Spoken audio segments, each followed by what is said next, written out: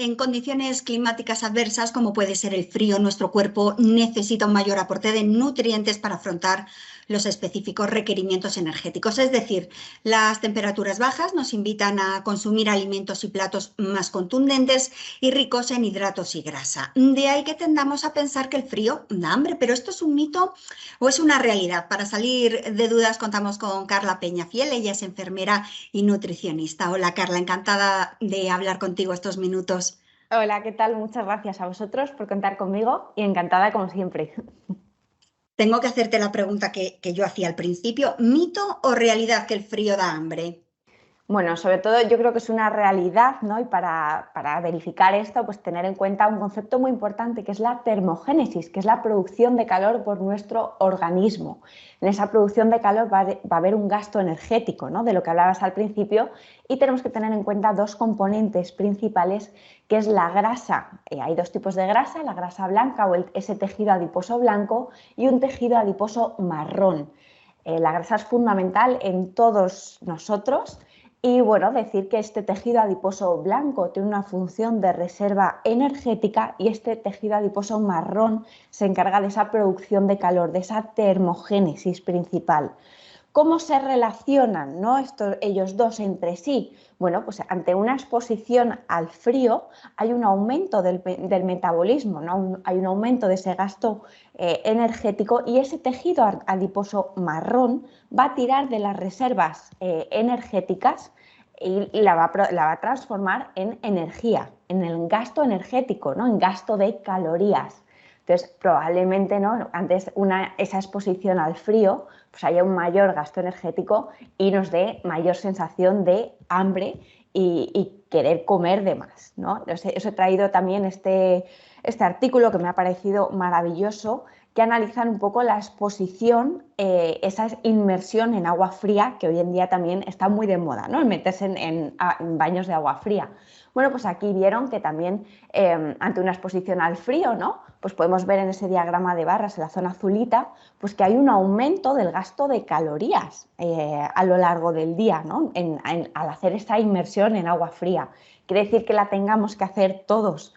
Bueno, pues no, simplemente con exponernos un poquito al frío, bajar esa calefacción en casa, ¿no? Por debajo de 19 grados, salir a dar un paseo, aunque nos abriguemos, también pues va a activar esta termogénesis y esta grasa parda, ¿no? Que tiene una función también muy, muy importante. ¿Y cuando hace calor, nos pasa lo mismo? Cuando hace calor, produce el efecto contrario. Cuando hace frío hay una vasoconstricción, ¿no? Hay un menor riego sanguíneo, y cuando hace calor hay una vasodilatación, hay un aumento del riego sanguíneo. Entonces, por tanto, tendemos a sudar. No necesitamos tanta energía, ¿no? Para producir calor, es el efecto contrario, necesitamos bajar esa temperatura, entonces se nos cierra el hambre, ¿no? Es muy típico que en verano digamos, ay, es que no tengo apetito, pues produce el efecto totalmente contrario. Bueno, ¿cómo podemos evitar esa sensación de hambre constante pues, que parece que tenemos? Sobre todo tomando alimentos calentitos, ¿no? En invierno nos apetece alimentos calientes que nos va a dar esa sensación de plenitud. Las legumbres, por ejemplo, una legumbre en puchero me parece una opción maravillosa, con verduras, con carne, con lo que tú quieras, un caldito también. O sea, alimentos calientes que nos van a ayudar de alguna manera a ayudar a controlar esa temperatura en el cuerpo, ¿no? A que se atempere, ¿no? A condiciones de temperatura meteorológicas. Y entonces, ¿qué nos sugieres para mejorar la alimentación durante la temporada de invierno? ¿Cuáles son los mejores alimentos? Bueno, alimentos básicamente de temporada, principalmente. O sea, hay que comprar alimentos de temporada. En invierno, alimentos que estén de invierno, como puede ser a lo mejor una calabaza, las castañas, que ha sido ahora temporada. Tenemos la naranja también, el boniato o batata, la patata. Son alimentos que son muy ricos en fibra y son alimentos también que son muy saciantes. Entonces, al ser un alimento también muy saciante, va a aumentar un poquito el gasto calórico, ¿no? Vamos a trabajar un poquito más. Entonces, bueno, alimentos de temporada. ¿Qué alimentos nos pueden ayudar con esa termogénesis que hablábamos al principio? Pues especias picantes, como puede ser una cayena, una pimienta negra, una menta, pepermita, una infusión de menta también, ¿no? Pues son algunos alimentos que nos pueden ayudar a elevar esa termogénesis. Y luego, bueno, tener en cuenta pues, una alimentación variada y equilibrada, ¿no? Rica en fruta, en verduras, la ingesta de proteína, que es muy importante, y grasa saludable. O sea, que también todo tiene su importancia. Sí, bueno, aparte de, claro, de la dieta, no creo que sea lo único para adelgazar, ¿no? Debería de ir acompañada, entiendo que de otros conceptos. Ujú. Tiene que ir sobre todo acompañada de ejercicio físico, la actividad física, el trabajar nuestra musculatura. El músculo se dice que es metabólicamente activo, que quiere decir que aunque estemos en reposo, él va a seguir gastando energía. Tiene mucho que ver con este concepto del principio, ¿no? De esta termogénesis. También tiene una función muy importante. Entonces, hoy en día, desgraciadamente, estamos sentados 8 horas. Y bueno, pues hay que hacer por lo menos 45 o 50 minutos de actividad física adaptada a cada persona, pero también, sobre todo, ejercicio físico.